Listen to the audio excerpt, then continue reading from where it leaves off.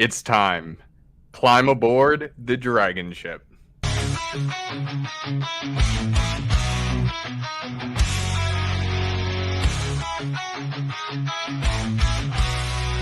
the white thunderstorms, we ride on the back of our truckers in a fearless stride. Sons of gold, hearts made of fire, conquering lands, fueling our desire.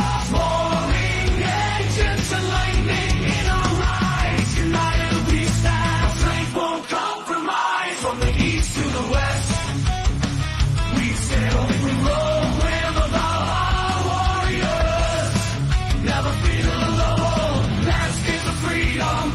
Beneath open skies, a promised land where our spirits arise. We battle the storms and tides of the sea.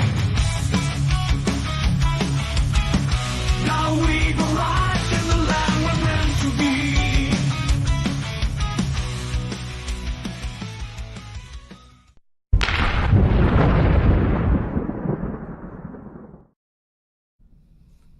Oh, awesome. It's another fantastic Saturday with the DragonShip. And I have a full panel today. Look at this. Look at this crew. Today we're going to be talking about controlling time, like Doctor Strange on the thumbnail, and how to master time management. It's something that we've all had to learn to be successful, but we don't always focus on it. And sometimes there's blind spots that we could improve in our own time management skills. So just going around the horn, we have a god amongst men. Thor, how are you doing? I'm living the dream. What an important topic, Huds. I mean, really, time management, this is a skill that plugs right into a man's primary agency, which is his problem-solving skill, which is the most important thing that a man can ever develop. I mean, show up early, stay late. The ability to work time is, I mean, it's magical once you know how to do it. And when you lose that ability for some reason, such as illness, the annoyance is insane.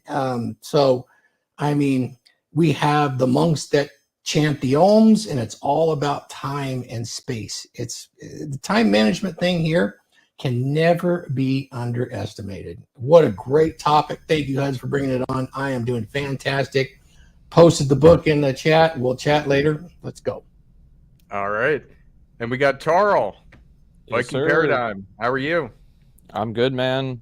And once again, like Thor said, problem solving and time management for part of that problem solving, it's more or less a tool in the toolbox, right? You controlling your time, how you spend it on anything. Doesn't matter what it is, entertainment and all that stuff. We'll get into it, obviously. But yeah, very, very important. Good stuff. AJ, how are you doing? I am doing fantastic. Pretty much got the confirmation from my manager when we were talking last night or the other night about time that I do have the promotion. Just gotta wait till October for that to take effect. Time management is important for my job because I deal with critical facilities. So I deal with the internet. If I'm not managing my time, there's a good chance that people could lose a lot of stuff. Kind of like how CloudStrike just took down half the internet the other night. That was wild. Absolutely wild yesterday. Oh, and Mr. Mike Steele, when it comes to time management, I'm pretty sure you were doing some stuff in record timing the other day. How are you doing? Don't say the C word ever again, AJ. CloudStrike? It's actually CrowdStrike, but we won't get hyper technical today. Anyway, I got a great story about time management from less than 24 hours ago that we'll definitely get into when we start talking about that. So, just kicking ass here in Vegas and just trying to keep up with the world crashing and burning all around us. Absolutely. And then Mr. Jack Napier, how are you? I'm doing fine. I have a Mac, so I got nothing from whatever happened yesterday. Hey, I didn't either. Love it. So I got nothing with that. And I am very happy to see Mike Steele embracing his particular species of dragon. But we're gonna whip him into shape, man. We're gonna give me your number, and I will text you every day. I will fat shame you every day. Let's do it. Man, I love this crew. Hey, I'm the fattest dragon here, which says a lot about the rest of the dragons. Are you really? You're not Yes. that big, dude. Oh, I am. man. I am 35 pounds overweight. I'll get you into shape, man. I'll get you there. I'll get you there. Time management. Yeah, no, I love it, especially for controlling your own time. I am a big guy on circadian rhythm. I think that is very individual, and my goal has always been in life to have as much control over my time as I can, so I can work whenever I want and not when somebody else wants me to start working. Because I'm an early riser, I wake up at like 3-4 a.m. and I want to be able to work then instead of like, no, you're gotta be there at 9. So yeah, for me, it's a big thing. The mastering of your own personal time. Absolutely. Yeah, no, that's a good point. There's many times where I wake up early and I used to get frustrated about that. It's like, I can't start work for another 4 hours. Like this is annoying. Yeah. So right there with especially you. in the summer. Oh, yeah. So Nuke. Oh, no. Yeah, Nuke, how are you? How are you doing? Doing good. I'm doing good, guys. How are you guys doing? Doing fantastic. Anything new in your world? I just hit 13,000 followers on Twitter and 1,700 on YouTube. So I'm doing all right. I'm doing all right on Twitter. I'm causing a lot of havoc, but it's fun. Yes, you are. Yep. It sure is entertaining. All right, and then we've got a special guest. We've got Kevin here. He's from My Men of Now community, and Kevin, you can go ahead and introduce yourself. I thought it'd be a great addition for this talk on time management. Yeah, and I appreciate you having me. I want to thank all you guys for including me on this. I live the unable to have a bad day mantra. You know, bad things might happen to me through the day, but it doesn't cause me to have a bad day. But time management is so important, especially for us that manage careers along with side businesses or multiple businesses. It's almost a skill that you have to master to be successful when you have multiple things going on, whether it be personal or business. Yeah, I like that. The men of now, it's almost implied that you're in the present moment. That implies superior time management. Exactly. Yeah, of course. Yeah. Good stuff. Good stuff. All right. And Laurent out in Tokyo. How are you, good sir? Well, speaking of time, it's now 2:47 in the morning, and What? But the Earth is flat. That's not possible. How dare you? Yeah, time management. As the great American philosopher Gloria Gaynor used to say, life is a one-way ticket, no refund, no deposit. So time management is really important for all of us. And I'm here today to learn more than to speak. Thank you very much. I'm honored. Interesting. Can I ask you a question before you get further on? Go ahead. I ran into some time management issues in my family. I just want to know if everybody has felt this to set the frame. I hope I didn't interrupt anybody, but have you guys known, like, at least here where I live, there's a bunch of creatives, or at least they say they are, and I love all these people. But here where I'm at, there's this habit with young people and even older people where time management is so poorly observed. You will invite somebody at a certain spot, even work, say 8 o'clock, and they'll say 8 o'clock, I'll be there. And what it actually means is somewhere between 8 and 11 a.m. And it is rampant here in California. Have you guys run into this where it's just not that important? Is this a young person thing? What is going on with this? I think it's Have a you guys seen cultural it? thing. Yeah, I've 100% seen it. I've seen it just on the rise, and it is so frustrating. Like Kevin knows this too with some of the meetings we have. Like, guys, be on time. I'm always there right at the time that I say I'm going to be there, and that's hard for me. It always has been. But it's also just respect to the other person, and for whatever reason, it just seems to be getting worse and worse and worse. I was told if you want superior respect and more opportunity than anybody else, 10 minutes early is on time. Yeah, and what's wrong with being 10 minutes early? Like, you can just twiddle your thumbs. Like, at least you're not late. The worst thing in the world is to be late. Right. Nuke knows this. We had a saying in the Navy: if you're on time, you're late. If you're 5 minutes early, you're on time. Yep. Yeah, My we had- Navy man, he taught me the same thing. Yeah, we had one similar in the Army. It was If you're on time, you're late. Or if you're early, you're on time. If you're on time, you're late. And if you're going to be late, you better call somebody. Yeah, or break donuts. I noticed the huge difference because I got started in my IT career in the Midwest, which is very competitive. It's like got that Midwest work ethic with that East Coast competitiveness. Like I'm a step. Are we at the 8-minute mark? Yeah, I'm a step on your balls to get ahead in this world, and I don't care. And then I went from that to West Coast, where everyone's just like, yeah, I'll get to it when I get to it. Like, it's a keyboard. You can swap a keyboard out in 2 minutes. Why are you waiting all day to get this ticket done? Like, it was a culture shock, actually. Yeah, for me, it's kind of a comical background because we used to have I'm from the Midwest, and we used to have a very particular phrase term for such individuals when they were on that sort of time. They're on that weed dealer time. The weed dealer. That's what they used to always say, or that's what we used fresh to and say. fit Like, time. when somebody, yeah. Well, that's people make racially motivated jokes on fresh and fit all the time. Oh, they're on. It's Miami time they call it, but people refer to it as a particular other group of individuals, right? Yeah. You know, and it's just like, well, and I've been down there, so I know that has got nothing to do with any of that. It's literally a logistics for them because they run such a high caliber show. Right, Thor's been there. He's seen it. Anybody who's been in the studio has seen how things really run behind the scenes, and they're always late because of logistics issues. It has nothing to do with them being lazy or anything like that. Well, But haven't you heard? That's different. Haven't you heard, Tarl? Research has come out suggesting that being on time is white supremacy. Oh yes. No way. That is No. the narrative. Yes, that is the narrative. That time is a construct of the colonizers. Huds, you didn't know this? Dude, They tell you this in university. If you this is attended real. gender diversity and gender study class, you know any of these classes that they teach in universities, you would know this, Huds. See, Yeah. that's woke, why Huds. it's not racist. Bigot. It's human supremacy. No other animal does that. It's human supremacy. Yeah, because no other animal has the means to accurately track time. I think We bees did that. do. as I think a bees do. means of what? Problem solving. Primary. So he knew what the time of the day was. So men developed a way of like, okay, well, the sun does the same thing every day. That's a consistency, right? So let's see if we can use that to track and measure and figure things out. And we can figure out like how long something takes, like say cooking.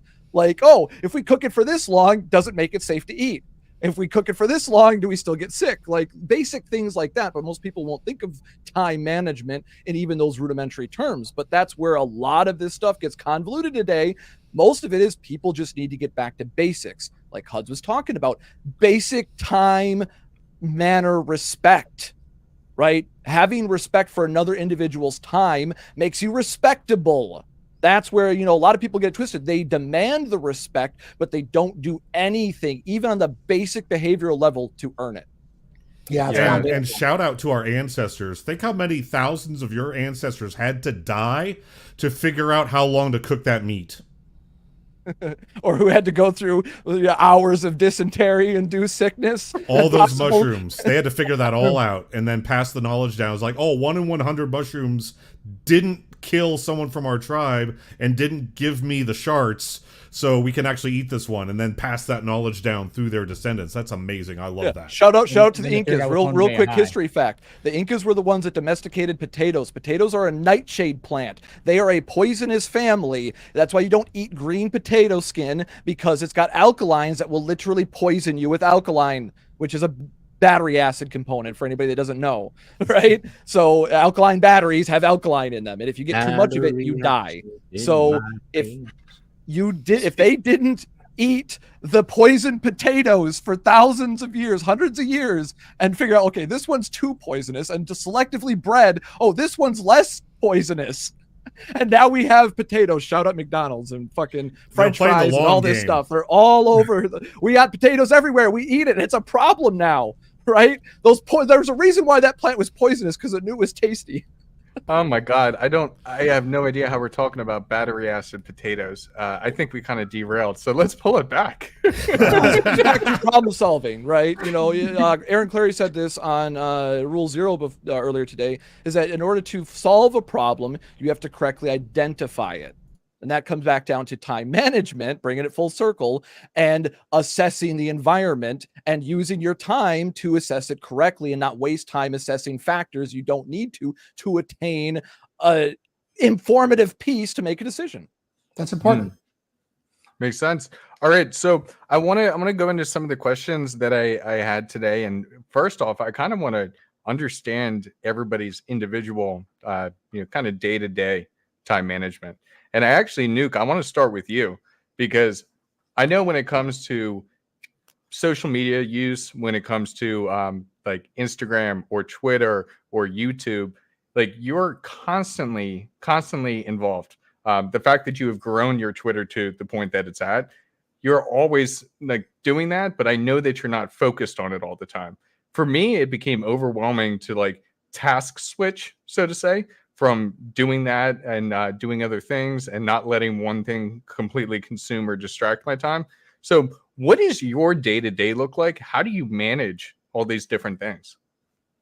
So I am I have a job where when the work's done and the work's done. So when the work's done kind of job, you can kind of get everything done early. So it motivates you to wake up and get everything done. You're not like an office job where you're just waiting for the day to be over for so you can go home. I'm just, when the work's done, whether it be 16 hours or 2 hours.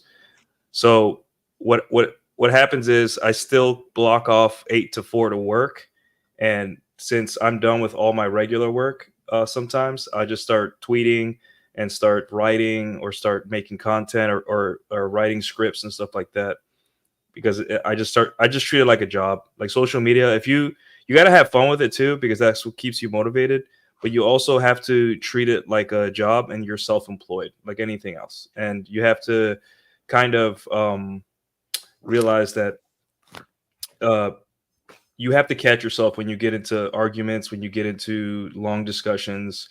You have to realize that there are certain ways of social media that pulls you in to where it's not profitable for your time. And there's certain ways that'll pull you in it will help you, right? So you have to stop taking it so seriously what people's opinions are, and just kind of learn like, hey, what are the pain points? I have to hit the pain points. I have to create engagement. I have to piss a couple people off. I have to write or quote tweet or create some kind of aura or a brand online, which people like.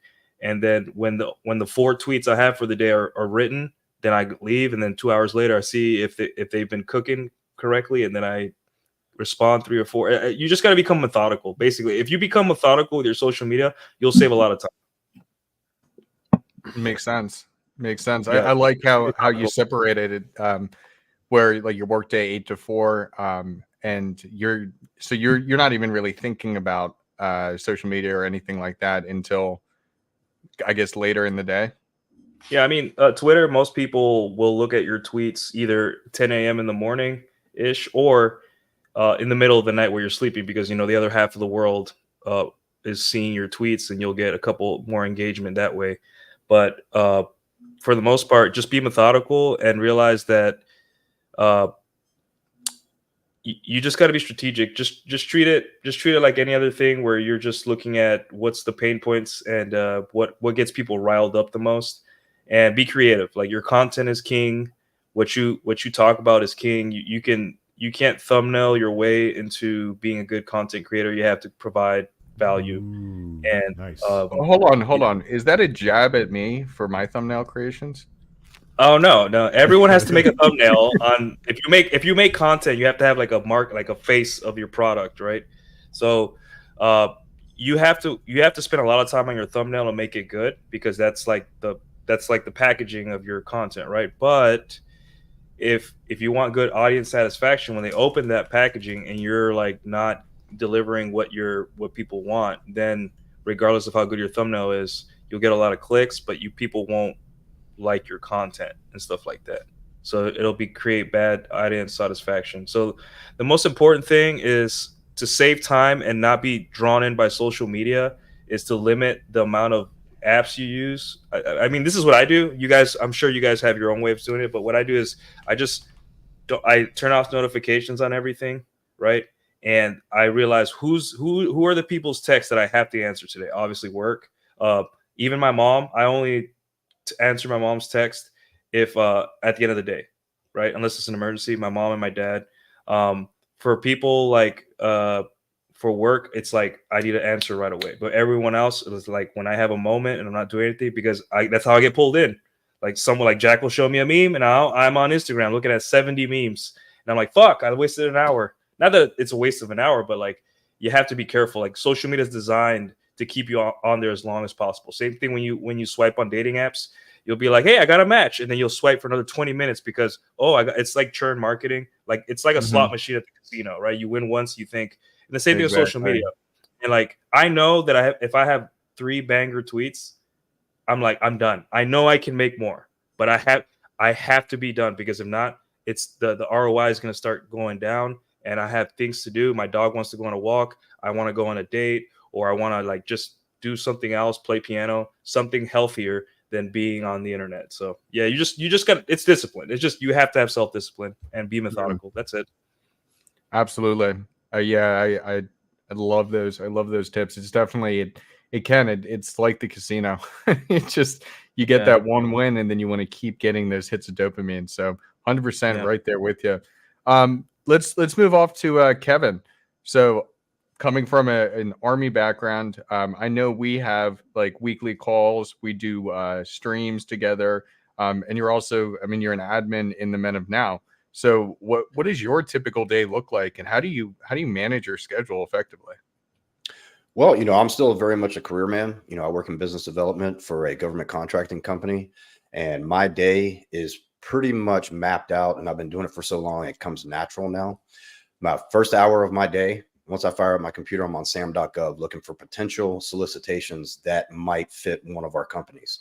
So I will read the bold print, so to speak, make sure it has the correct set aside, that it's not within our size standards, and make sure would fit our narrative. And then once I find one, I delegate the deep dive into one of the other business development guys at one of the companies that might be interested. And I think that's delegation is probably one of the biggest things that help me, is I'm able to pass it off to people that I trust that can look. And if it's something that we would be interested in and we can go with, then we start the process of building the proposal. After that, after I look at sam.gov, no matter where I'm at or anything, I go right into pricing, what I call spreadsheet hell, which I'm creating pricing matrix for up to 6 or 7 different solicitations at one time. I do that till lunch. After I take the break from lunch, I come back 1 o'clock, and then I start calling my teams just to see if everything, and they know now about what time I'm going to call them, the 3 teams. And I put about 45 minutes into each team. And then about that time, the day is coming to a close. And one thing that helps me a lot, like I said, delegation is something that's key. If you try to do everything yourself, you're going to overwhelm yourself. And setting that schedule, sticking to that schedule, and learning how to say no. If somebody comes and when I'm doing something else and tries to pull me to something else, I have no problem with telling them I can't do it right now and stay on my focus. And that's what helps me get through the day. I like that, delegation and saying no. Now, when it comes to delegation, I think one of the biggest misconceptions on delegation is that everyone tends to think that you need to come from a place of authority to delegate. When in reality, delegation, it's just asking the question. That's the first piece, is just asking the question. And I think a lot of times people are too scared to ask for help or ask somebody to do something because they're scared of the no, yet they themselves have a problem with saying no. So what is that fear really? Yeah. And a lot of people think that asking for help is a sign of weakness. And maybe I'm asking them because they think I can't do the job. But in retrospect, it's quite the opposite. I'm trusting them to do the job, giving them more responsibility. And something that I think is very important as well. And some people might disagree with this, but one thing I try to do is avoid multitasking, because if you multitask, your quality of work of what you're working on goes down. So 100%. When you've got something, that's why the schedule is so important, and sticking to that schedule. Now, you might have to deviate, but avoiding multitasking is probably one of my keys that makes me successful. I agree. Yeah, It's a good. I'm a big fan of priority lists myself. I create a bullet point list and prioritize it, top down, and what needs to happen sooner rather than later, and then just go from there. Everything falls into place if you create that priority list. It's what I taught my girl how to do shopping better. Like, make a list. Like, you're confused about what we're getting because you're not making a list. If you have to get more than 3 or 4 things, you have to make a list, because otherwise you're going to forget something on a balance of probabilities as a human being, right? This is a neurological, fact. We know this. So creating those priority lists and prioritizing tasks correctly in the right order is part of that time management tool, right? You're basically delegating tasks for yourself in your own head, and this will allow you to also delegate those tasks to other individuals in a systematic way that you're competent, because you're giving out that command to that person. Even if you've got a team, they all get the same uniform system. So even if they don't know, they can double check and verify even amongst their coworkers, right? Because you've been consistent as a leader. Everybody knows what the team is. Everybody's on the same page, as the saying goes. Yeah, I think creating a list is huge. I know that they've said before, like at the end of a day, if you write down your to-dos for the next day, it puts it out of your mind, like subconsciously puts it out of your mind. It's right there, and then you can hit the ground running the next day. And not my magic. Yep. yeah, and I, as stupid as this sounds, even though I pack the same exact things almost every single time I travel, I still will write a list, a fresh, brand new list, before I go somewhere every single time, so that I can make that packing process like 5-10 minutes, instead of just the way my brain works. I get easily distracted. I'd wander around and it would take me like an hour to pack a simple bag for like a 3-day vacation, which is ridiculous. But I get distracted. So now, writing that list, as soon as I need to then take that later action, which is the actual packing, it's just like, boom, rapid fire, done. Yep. So I think that's a great point. It creates a focus point for you, a mental focus point. And the thing is, even if you don't look at the list a lot of times, because you even went through the process of making the list, you'll remember the list more easily. That's correct. I got quite a few tips here from experience over the years, if you guys want to hear it when it's my turn. Absolutely, Thor. Go ahead and hop in right now. All right, I'm going to start really with, like you said, the night before.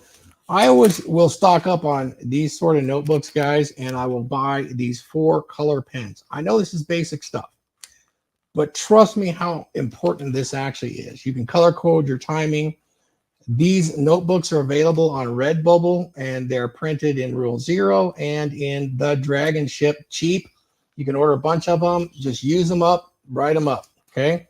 I will write 5 items at night, okay? The first thing on my list always is going to be my traits and behaviors and skills affirmations for the next day. Just that's it. And then I've got 3 items to deal with. I may only do 2, but one of them is going to be organize something. Move something somewhere, somehow. The next one is physical activity. And the next one is to consider timing of everything I'm doing, whether it's meals, shopping, anything. That's it. So I will sit there the next day when I wake up, and I'll have my coffee. The routine is everything when it comes to time management.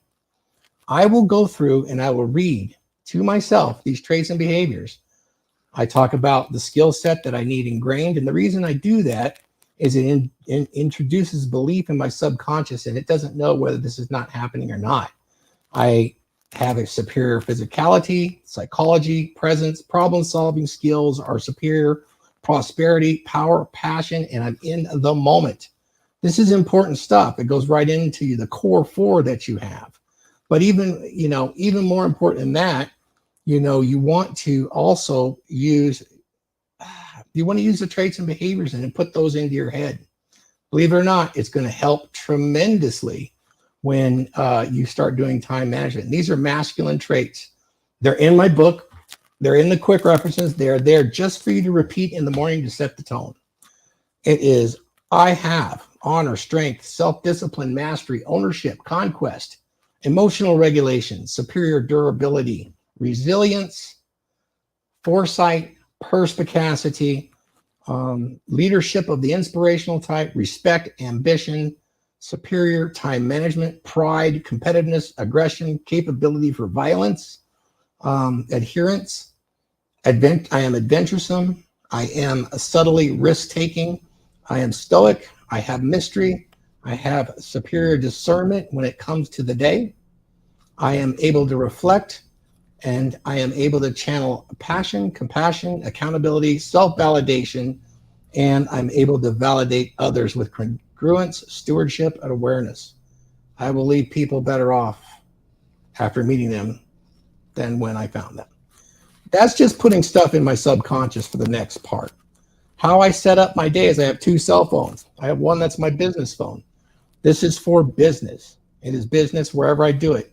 My voice, it always goes to voicemail, and it says on the voicemail, I answer phone calls and texts twice a day. Here's the times.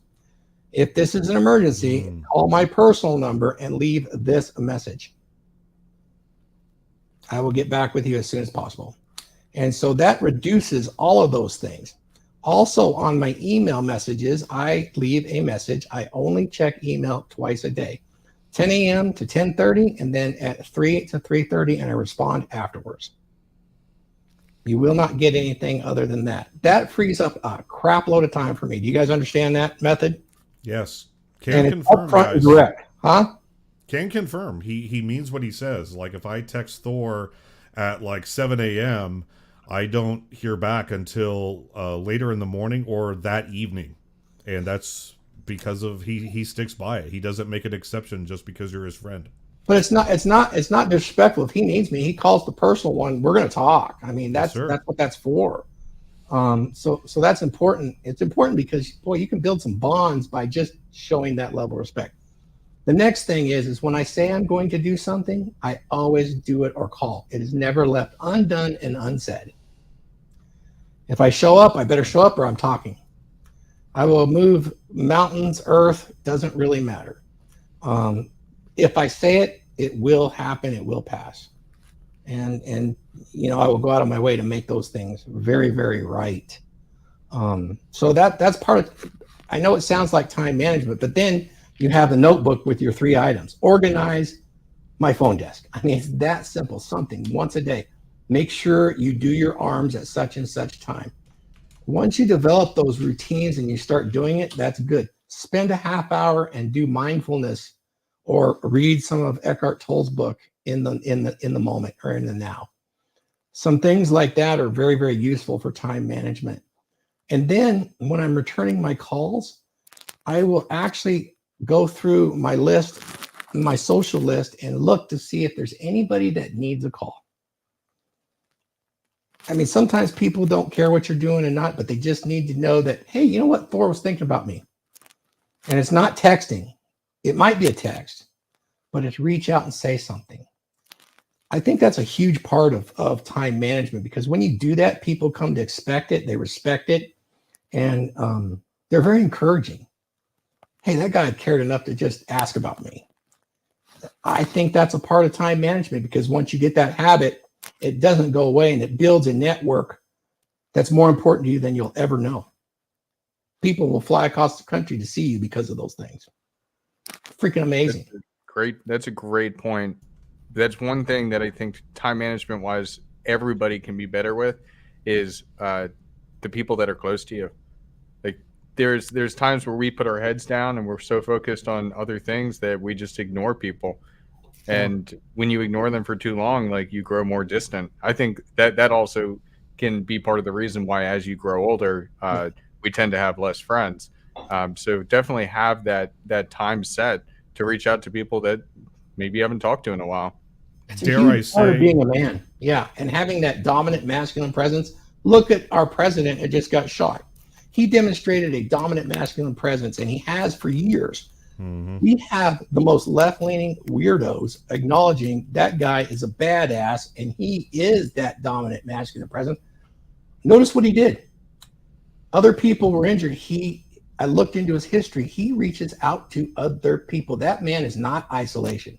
No matter what the media says, obviously he has superior time management skills, and he goes out of his way to reach people.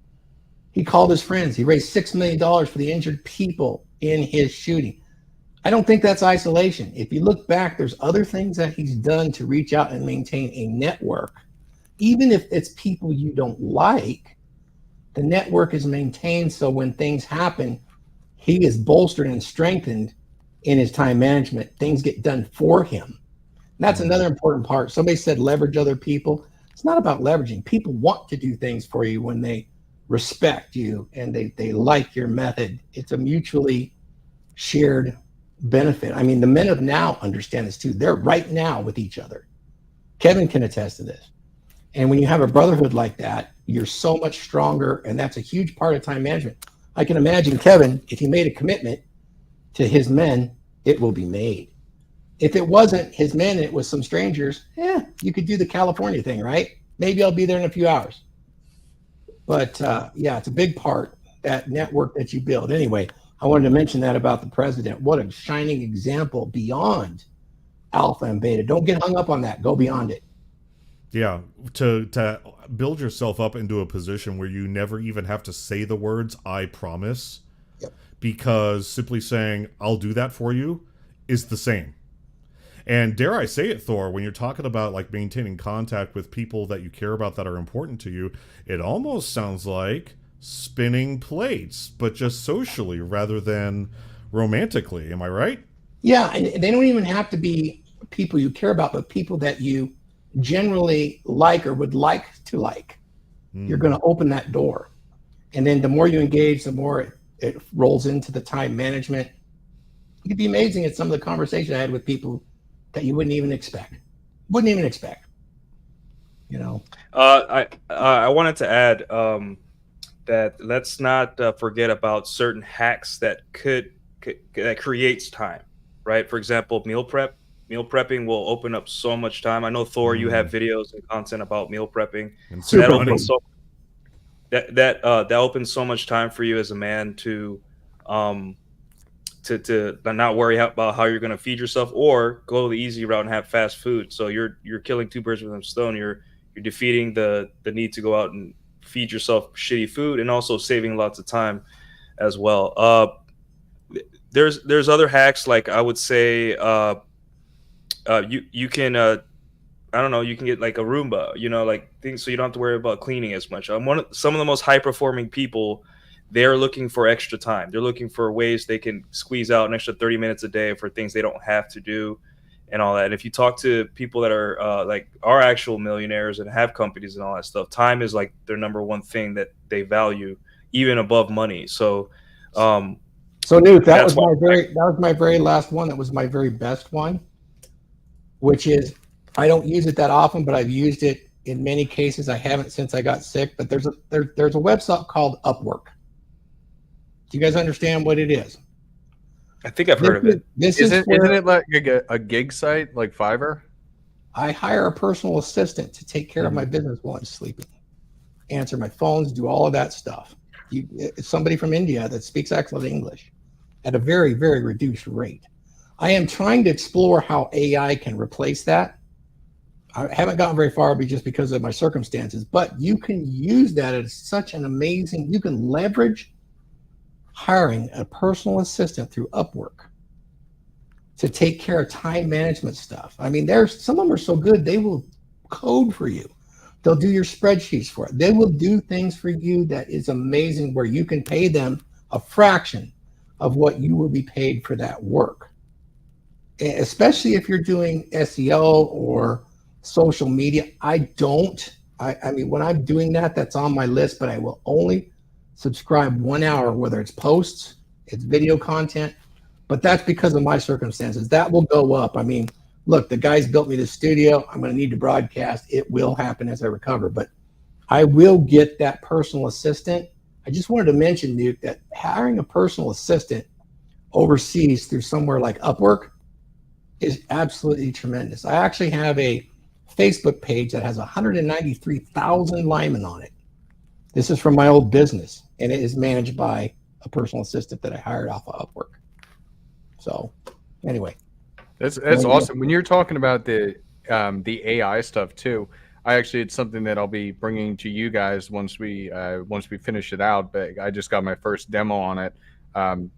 Having an AI like AI essentially doing exactly what you're saying, like as a VA. So if somebody is reaching out to me like on Instagram, it'll respond exactly the way I would, and it'll lead them in whatever path they need to, whether that path becomes like an actual consulting call or offering of some type of product, or if they just want to have like a quick like personal conversation, like something like that. And it was so cool. I just got demoed it like a couple days ago. Oh, dude, and bring it we're together and do playing it on the Dragons and Men and Now. The opportunity for time management has never been better between a personal assistant and an AI HUDs. I'm very proud of you. That's super awesome. We'll talk. Absolutely. Yeah, if you guys don't mind, I got something I want to add to that too. It kind of goes along with it, is outsourcing. You know, your basics things, if you can afford it. Now, don't put yourself in a financial bind, but if like simple things like laundry, you know, that can take up, you know, quite a bit of your day especially if you live alone. But if you have a laundromat that'll do it for $3 a pound and you can afford it, there's no problem with outsourcing that anytime you can free up and be productive with that time is way to look at it. Same with grocery shopping now. Most of them have the online where they pull your groceries for you and they'll even deliver it, or you can just drive up, they put it in your car and you go. Little things like that. Yeah, little things like that can add up and add hours to your day, the stuff that you wouldn't think that you could outsource and have somebody else do. You can use that stuff to your advantage, just like you guys were talking about. Yeah, absolutely. All right. I haven't heard from you in a while, Jack. What's Jack's days like, and what tips does he have? Yeah, what's it? Because I hear you're sending dumb memes or something to Nuke, and you're distracting him from. No, I said he sends me one, and then I'm like, cool, and then you like swipe up, and then you get another cool meme, because that's what social media does. It's supposed to keep you on social media. Mm-hmm. No, man, I wake up at like 3 or 4, and I have my morning coffee, and during my morning coffee, I am on Twitter a bit. I write on Substack, and I do that until I finish my coffee, a full pot. Then shower everything, go to the gym, shower again, eat, and after that, I've usually done everything that I need to do, because like what I need to do always happens during the morning coffee, so that I have the day off, kind of thing, where it's like, okay, we have done everything that needs to be done. Everything is in place. Okay, good. And then I have a stream that day or I don't.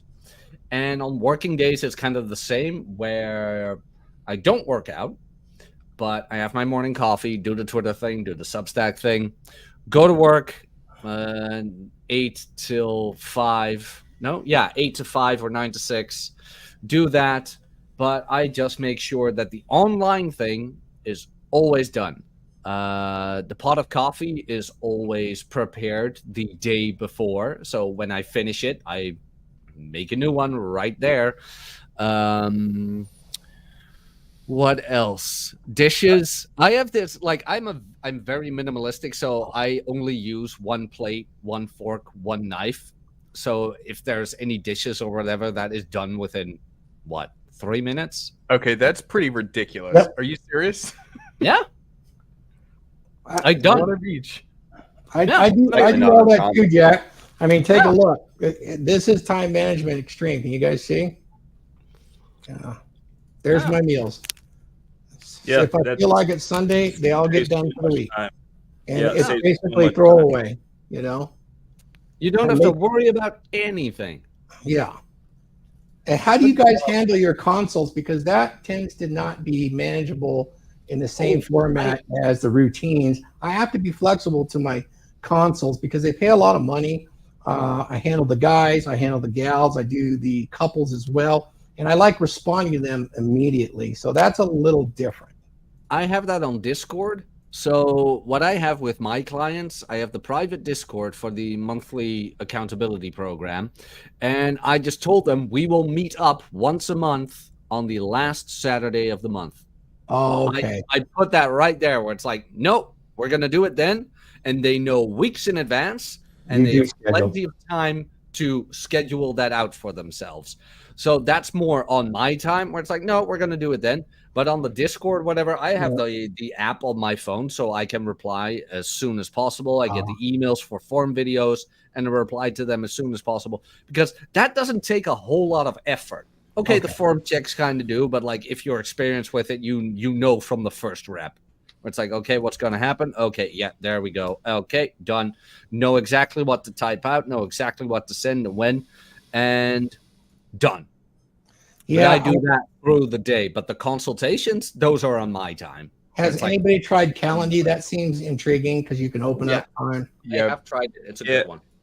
Yeah, that's what I use for it. You can set it to your calendar, and so then when if you want to block time out, I mean, time blocking is something we can get into as well. But Calendly has been fantastic for that, because you're telling them this is the time area that you can schedule something, and then if you have a question or you can't meet any of those times, just DM me. And then we figure it out from there. Yeah, I tend to take those quickly, because a lot of the folks that want the consult, they want the more extensive one scheduled, but they're in a bit of an emotional state usually, and they need something right away. I found it's more useful. So that's been a little bit of a challenge to do that. I have a question for you guys that I wanted to ask. Is being busy necessarily mean you're good at time management? No.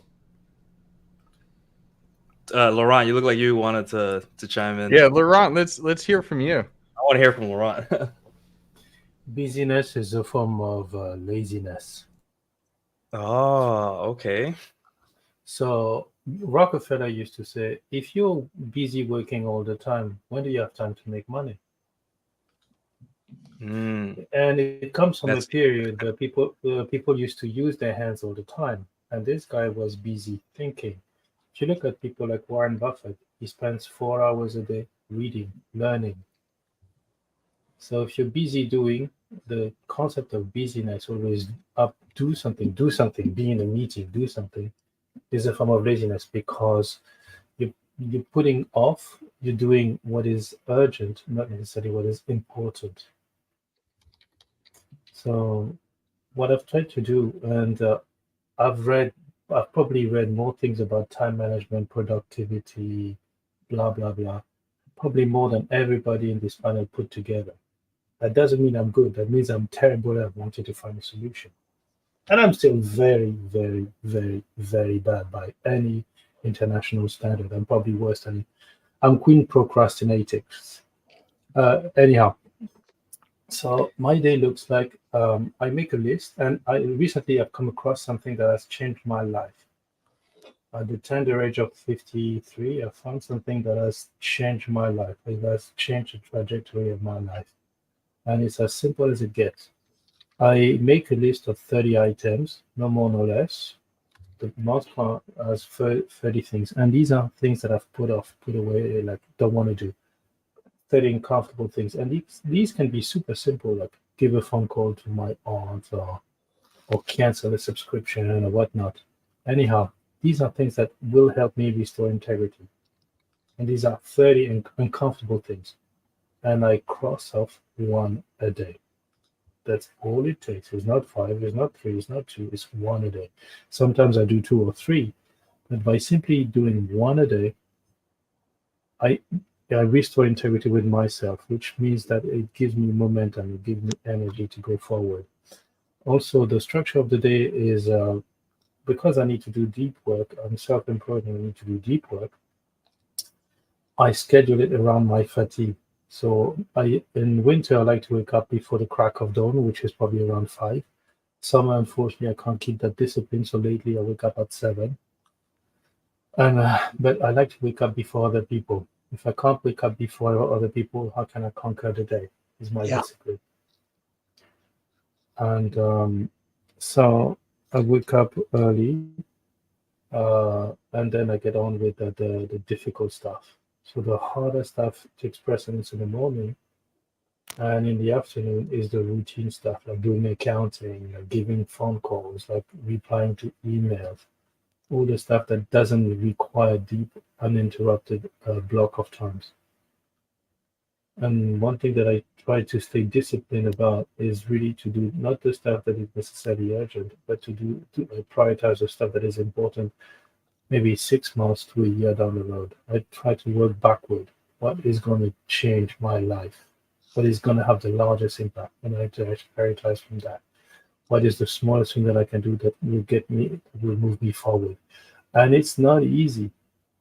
I swallow yards of shit after yards of shit, but that's my routine. Yeah. It's I good. like I all that. like that the small tasks that build towards that.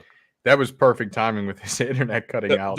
The reason I asked that is because sometimes there are guys that they just want to be busy all the time, and it's just like the ROI of just constantly being busy isn't like there are CEOs who just have to make 2 decisions a day, and that's it, and their company is doing great. Like my CEO, he shows up at 10 a.m. and he just makes a couple of decisions and then goes home. He delegates all the technical stuff to technical manager and all that stuff. So the point is in life is to be able to get to a point where you have the option to be busy, but you choose to do other things that perhaps like Laurent was saying, make you more money, and that doesn't require you having to be stuck to a computer all the time. It could be like some of the best ideals you'll ever have will be going on walks, having fun, traveling the world, because you're not thinking about tasks. You're like letting your creativity shine. So I find that the more busy I am, the less creative I am. So I try to like get everything done, be efficient. That way, the tail end of the week, Thursday, Friday, when I make content, it's good content. I'm not like hammered because I wanted to be busy for no reason. So I think you just have to compartmentalize when it's busy time and when it's kind of like let your mind wander a little bit. Unless it's like you have a big project or something that requires your full attention for long periods of time, but you'll burn out. And I haven't been on an 8-month deployment where you're just working Sunday through Sunday. By the time you get back, I didn't even know who I was anymore. I didn't feel like a human being. I just felt like I didn't even know what my favorite food was. I just felt like a robot, and that really killed my like humanity in a way. So yeah. I find it interesting that as you kind of go up that corporate ladder, a lot of what a CEO's job is yes, those high level decision making, but it's just relationship management. So a lot of the times, like as you're saying, comes in at like 10 a.m. There's a couple decisions that need to be made, but most of the time spent is probably just interacting with the other managers and the other leaders and the other employees, and that's it. It really is crazy. I mean, I've just experienced it myself, like going through this whole like career path in the corporate world. So I find that interesting as well. Like where you end up spending your time, you delegate the actual like work, and then you're spending your time building that team so that it is cohesive. Yeah, look at the CEO of Barstool Sports. I have a friend that works for Barstool Sports, and I asked him, "So what's his Dave Portnoy? What does he do these days?" He's just like he's the face of the company. He just does things to kind of like market the company and build relationships with other people, and that doesn't require you to be 24/7 on a grind anymore. You already did the grind part of your career. Every career feels like they have a grind part, and then there's a part where you just kind of become you step into a role that doesn't require as much time, but it just requires more expertise. Like for example, in my industry, if I go on a site and I look and I say, "Hey, you need to tighten that screw," and that fixes everything. I fixed $1 million piece of equipment with just 2 button presses, right? That took years to be able to get that knowledge, a lot of grinding to be able to get to that knowledge, to be able to look at something like that, press one button and walk away. But now in this part of my life, I have expertise where I get to choose how much time I spend. And really, it doesn't take that much time to make the money I want because of the grind I did earlier in my life. Yeah. There's one thing I'm missing that Thor hit up on. That is the 4-Hour Work Week by Tim Ferriss. You guys ever read it? Yep. Yeah, I know you have.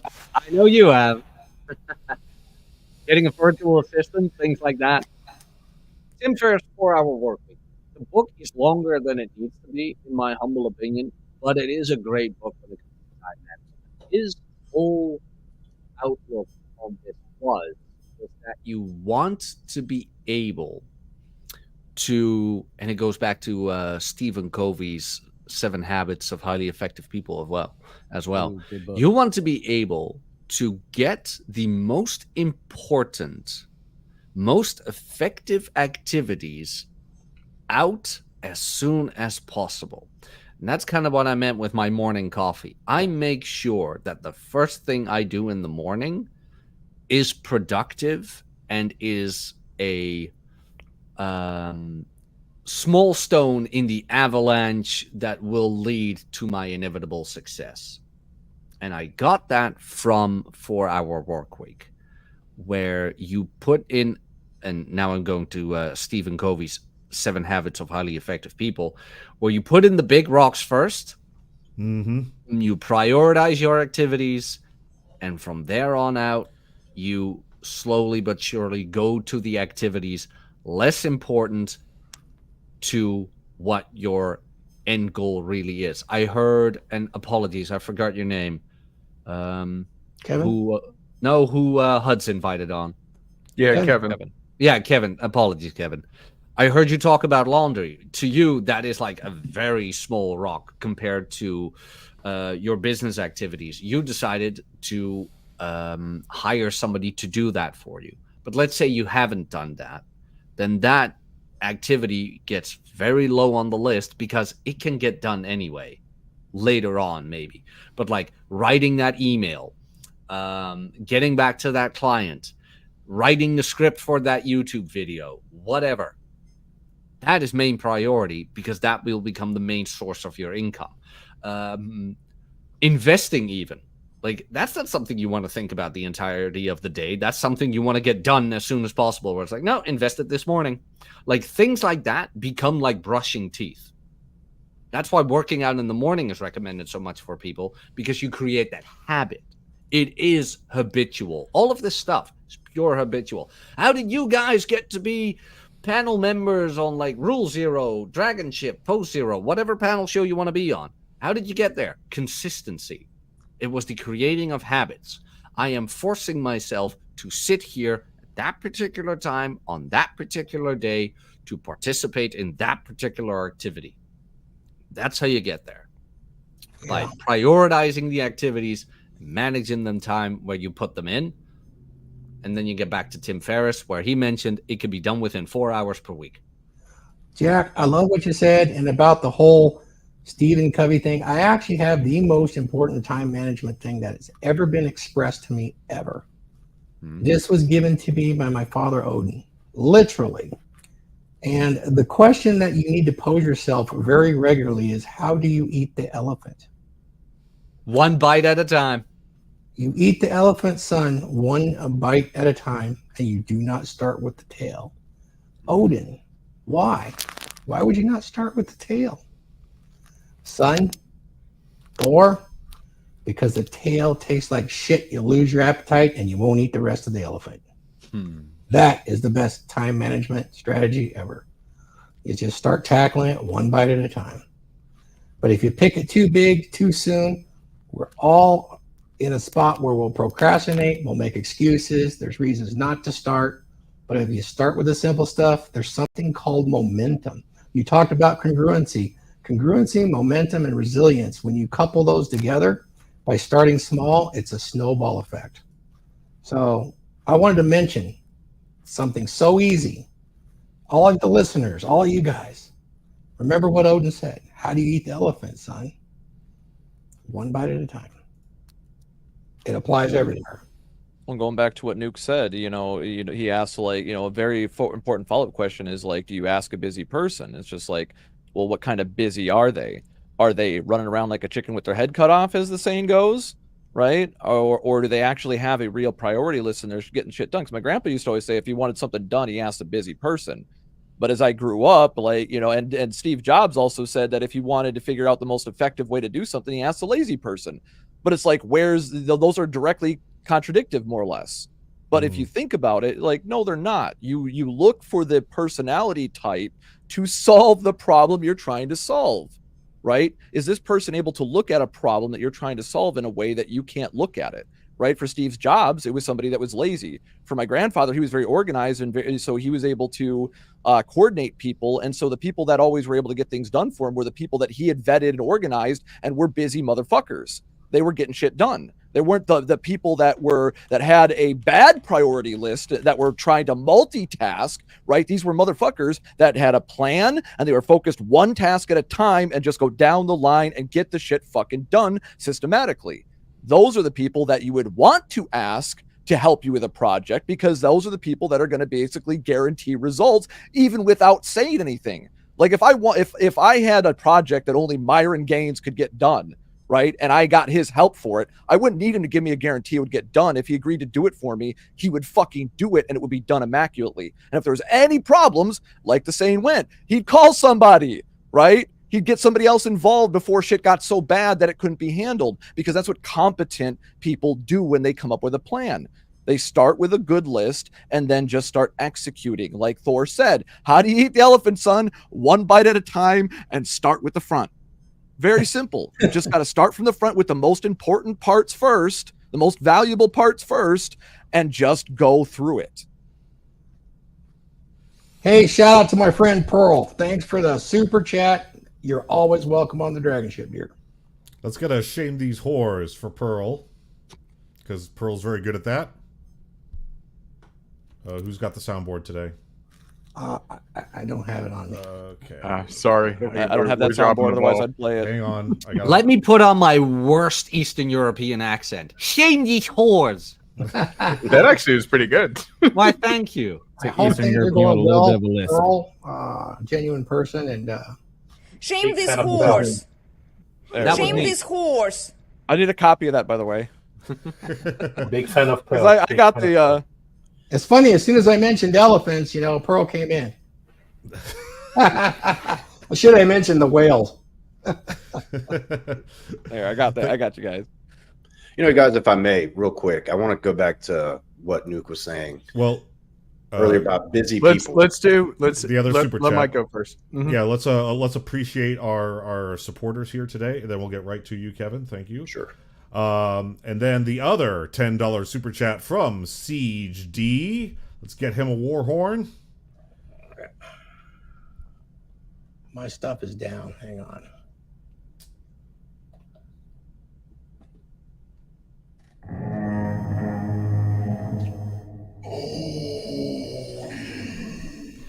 Thank you very much, CSD, for the $10 super chat. Shite! Got to return to Glenn's production of Men Pod Work. Skull to Huds, Viking Paradigm, AJ, Jack, Newt, Laurent, Mike Steele, Hal, Kevin, and Thor. You see what my Viking Kettlebell workout routine so far? I did. I have it saved on my phone. Siege D, proud of you, son.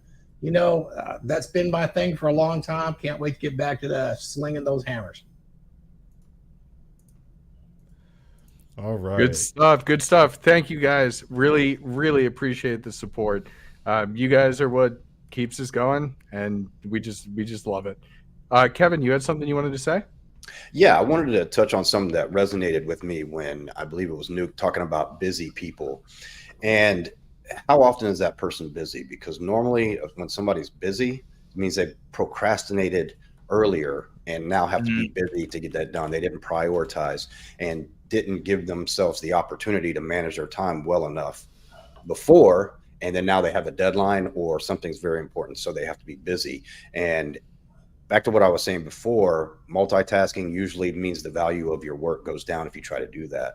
And that's all I wanted to touch, because it resonated with me. Like, how often is that person busy? Are they always busy, or are they just busy 2 days out of the week because they fucked off Monday through Thursday or Monday through Wednesday, and then now Thursday and Friday they have to bust their ass to get the things that they could have done little by little throughout the week? And I see a lot of people like that, especially in my profession on my teams. A lot of guys that just because they get it done on Thursday and Friday, they wait to get it done on Thursday and Friday instead of doing it out throughout the week. So and it becomes a crisis. Yeah, it becomes a crisis. Instead of you want a nice tempo, right? You want a nice all right, this thing is done. No anxiety. what's the next thing? And then by the time it's like Thursday, you start just doing wrapping up stuff, like wrapping up maybe something that you messed up on Tuesday, like a minor fixes. Obviously, for different professions, there's going to be times like where you have to like, there's going to be a crisis on Friday, like yesterday, like 2 days ago with the whole thing crashing, Microsoft crashing and all that stuff. There's probably people that are still working to this moment, putting out fires and stuff like that. But for the most part, you don't want to back yourself into a corner. And that applies to like meal prepping, that applies to your chores, that applies to your relationships, right? If you promise someone that you're going to do something with them or for them, if you don't prioritize the other things you have to do first, you're going to let them down and other people down. So you want to be able to prioritize and realize that because a person is busy doesn't mean they're good at time management. It could just simply mean they're really, really bad at time management. So. Yeah. Hey, Pearl just sent another super chat. If you want to put up $50 from Pearl, guys, I'm going to give her an Odin, but I want to make a statement right now. Here I am sitting in the belly of the dragon ship. Keep in mind, I also have a full set of flensing knives and harpoons. We could be fully self-sustained on Beluga for months here on the dragon ship. Pearl, thank you again for your support. Here we go.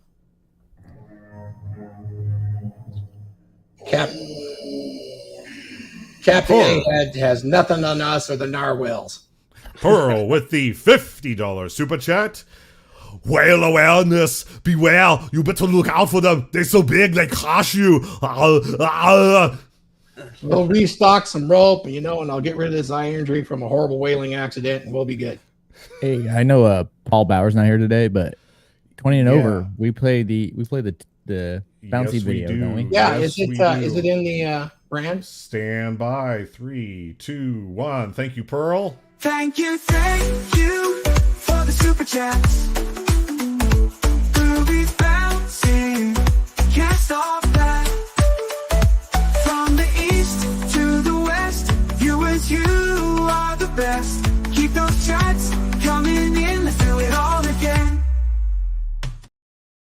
There's an inherent danger that we run into sea sirens here on the dragon ship as we venture forth into these dangerous waters in today's culture.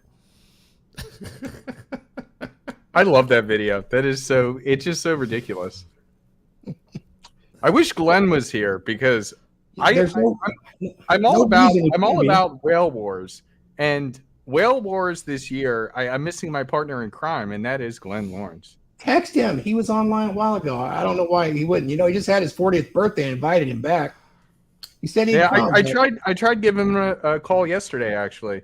But weird. I'll He get in messaged touch me with him yesterday. soon enough. I got to shout out to Glenn. Let me just take a moment. Guys, Glenn. Yes, Pearl, I was attacked by whales. But you know what? I love whales. Whales are a wonderful creature. And I have utmost respect for what they do and how they can do it. Them and the hog planets too. And the dumpster rhinos. Love them all.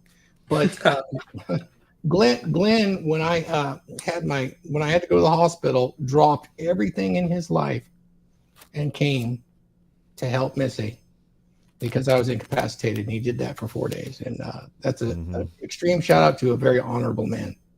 He didn't have to do it. Thanks, Glenn. So Pearl keeps interrupting the show in the best way possible. Thank you, Pearl, for the $20 super chat. Oh my. Oh dear. We're getting a... I'll use that $20 to buy some HRT ropes. We have plenty of flensing rope on hand for the next hunt. But were we ever attacked by a... Thank you so much, Pearl. I was attacked by a whale. They're dangerous. They're absolutely dangerous. Luckily, whales are so fat, the whale missed. God bless everyone. Wow. Oh, I love it. I love it. But did you know, by the way, like hippos are seriously dangerous? Oh, yeah. Hippos are the most dangerous animal. I was shocked about that. My dad went to Africa a couple of years ago. He's like, yeah, they have hippo alerts. I'm like, what? They run super They'll bite fast. people in half. Only animal on the planet more dangerous than hippos are mosquitoes. I thought buffalo are pretty close too, right? Yeah. Crocodiles and I was so crocodiles surprised are by not that. pretty. It's like Well, in terms of deaths to humans, right? Yeah, That- because that's- people think hippos are gentle giants, so they get too close. Isn't it dogs? They get Dogs shoved. isn't it dogs are the second most biggest killer of humans? Could be.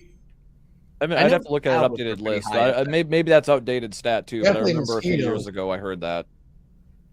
I mean, look up Africa's deadly dozen. I know that the hippos are very, very close.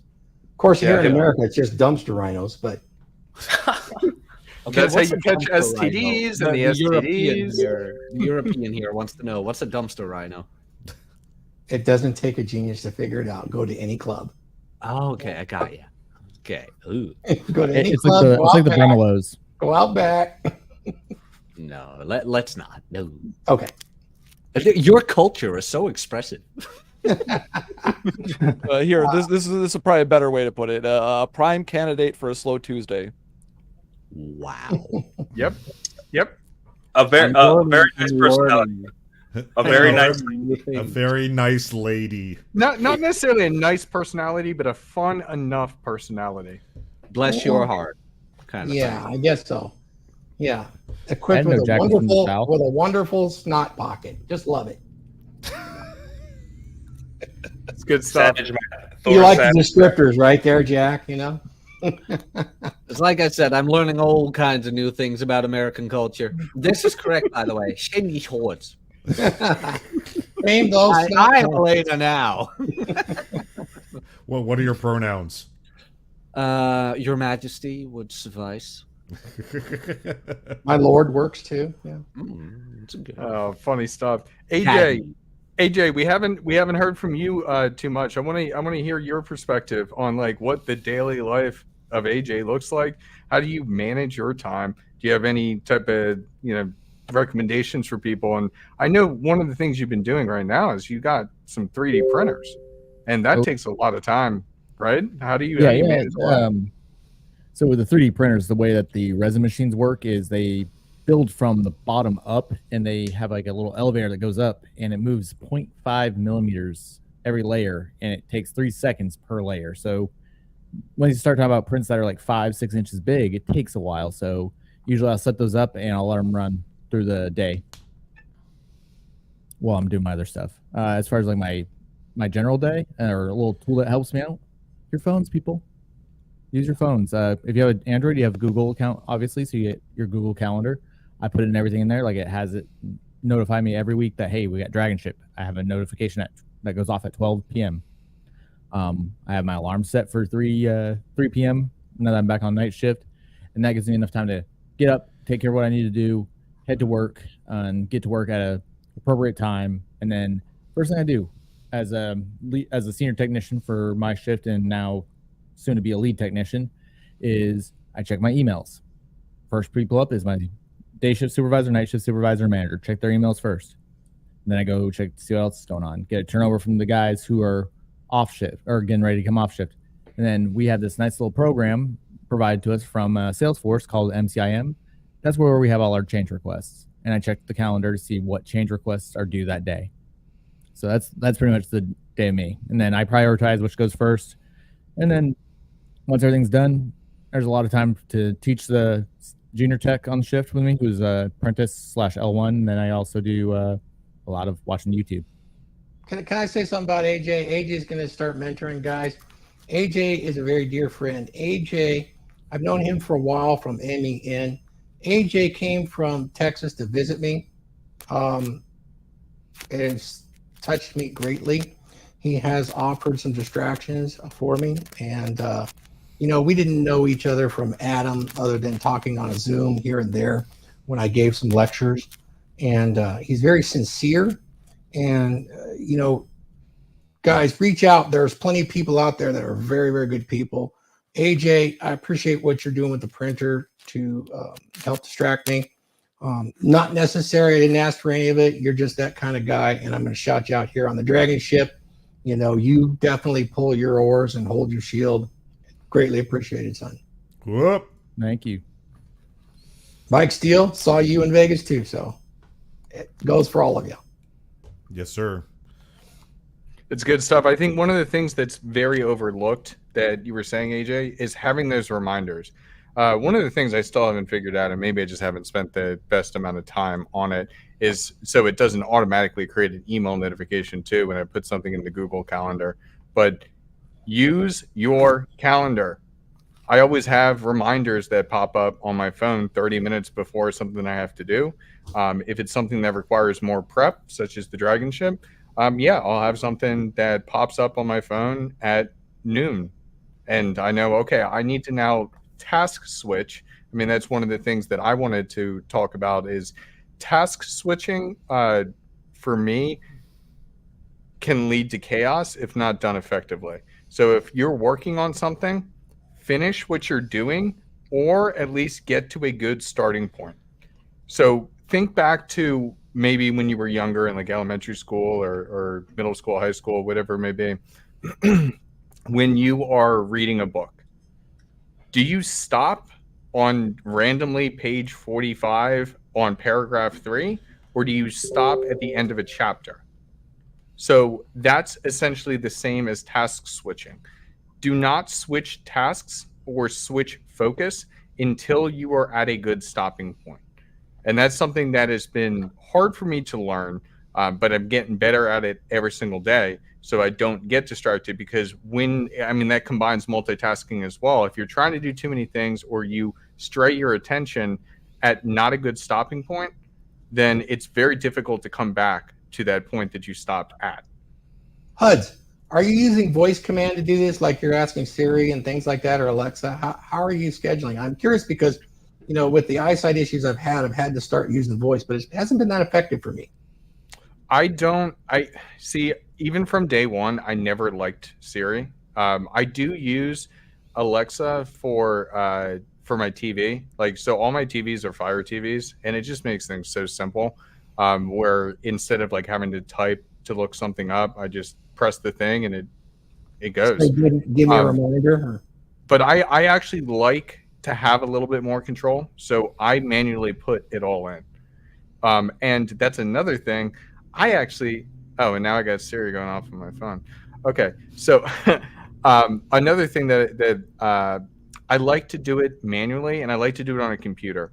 I don't know what it is, but it's one of those tasks that I only do on a computer.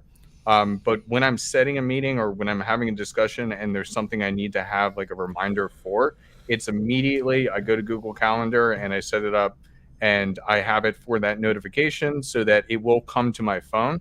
I kind of think of my phone as an extension of my computer, and my computer is essentially the database that runs my life.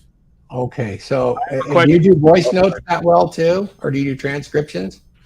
I really don't. And it's just because I don't trust it. There's been times that I've used it, and if it's not coming out perfectly, I don't like that lack of control. Okay. I have a question for you guys. Do you guys find that you guys get into a flow state for taking care of tasks? Yes. And how do you guys enter that flow state? Because what I'll do is I'll start with something small and then slowly build up. I have to do dishes. Boom, dishes done. I feel like I'm in the mood to get stuff done, so I got to send that email I've been putting off, and then that's done. You kind of get this kind of satisfaction and a feedback loop. Maybe it has something to do with testosterone, where it makes effort feel good, so you kind of get that. Do you guys do that too? How do you guys get into the flow state of being productive and getting things done? I need a physical trigger, Nuke. For me, I just need a physical trigger, whereas pull up something to get a physical trigger to get in a flow state. It's just, I think it's unique to me. I probably could do it mentally under certain circumstances, but it seems like a 5-minute physical activity that pushes a boundary can get me there. Okay, so physical, just working out. Got it. Yeah, for me, it's just kind of like what you would probably traditionally refer to as a battle meditation ritual, right? Yeah, I think a breathing exercise would work. Yeah, I practice, breathing to get my mind going, proper controlled breaths, and basically focus on that priority list that I've created, right? And that gives me the, quote, battle plan that I need, and that's all the prep that I need. Once I've done the measurements, all right, I've done the planning, the learn phase, then I move to the adapt, which is taking actions, right? Yeah. So that's when I start focusing one task at a time. So I'm not multitasking and reducing my IQ. And I'm so happy that you came in here and talked about that, Kevin, is because a lot of people neglect that. They don't understand that. If I remember the numbers, it's every additional task you add lowers your IQ by 8 points or some shit like that. So if you're trying to do like 5 things at a time, you're doing like maybe one thing kind of okay, but everything else you're like, like kind of like roughing it, and that's why that like I said, for me, it's that battle meditation. I get into that flow state where I put my mind there first and then I engage the body, right? So, and once I'm in that state, I'm just completing task after task after task. I'm taking calculated breaks. I'm type 1 diabetic, so I got to keep that in mind too. I burn through calories too fast. My blood sugar is going to drop. I could lose consciousness. I could literally collapse and go into a seizure. So I got to make sure I keep myself fueled through all this stuff. And it doesn't matter if I'm doing physical labor, mental labor, I'm still burning calories. And eventually I will tire myself out. So once again, it's all about that creating a plan and then sticking to the plan until you complete tasks. And by doing it intelligently, as like I said, type 1 diabetic dealing with a health issue, I'm able to get through all those steps successfully and complete whatever task I want. I can do anything I put my mind to with this basic framework. That's good. When I talk about physically, there is a quick one I can do. It takes about 2 minutes. It's embarrassing to say, but we talked about it last week. I can sit here in the quiet of my office and I can do the Sardaukar war chant, which is an old Norse throat singing chant. If you don't know what it is, understand Mongolian throat singing. 2 minutes of that. There's something about creating a resonance in your diaphragm through your lungs and your nasal passages at that extreme low rate. You're almost sounding like a didgeridoo with those vestibular vocal cords. There is an importance of that chant. The Ohms chant at 432. Some of those things move you into a flow state very quickly. Just a suggestion. Okay. So there's a channel called about the Flow project, and as Nuke mentioned, is the idea there is to get started. So the idea of Flow, it's a very expensive, it's very taxing process because there's a lot of dopamine release and it can only last for a short period of time. It's very expensive for the brain. So the way I do it is, as Nick suggested, just get started and block everything else. But one thing that is important with Flow is to take pauses throughout the day. Because if you engage the brain for too long, then the brain has only so much capacity, as 25 minutes, give or take. So that ties in with the Pomodoro technique. So one thing that I do, for instance, behind me, there's a pull-up machine. Also the push-ups, also do Superman planks. So having a physical activity is very good to reset the brain. There's also one thing that is, because there are lots of distractions like YouTube, checking out Twitter to check out the latest shit that the new guys just posted or something like this. Yeah. And one thing that is interesting to reset the flow is to reset the dopamine level. So what I do is I stare at the wall. I literally stare at the blank wall until I'm like, I've got to do something better with my life. And then I get engaged into the next task. It's just to reset the dopamine level so that actually the alternative makes it more interesting. Because the management of flow is the management of dopamine. And when we check out Twitter, when we check out YouTube and this and that and the other, these are engineered to have a dopamine release. So then going back to work, it feels like a chore, which it is. But when this chore is compared to staring at a blank wall, well, I'd rather do my work. So that's a very small trick of. I think this trick was given by Steven Kotler, who is one of the guys who talks about flow, along with Mihai Csikszentmihalyi.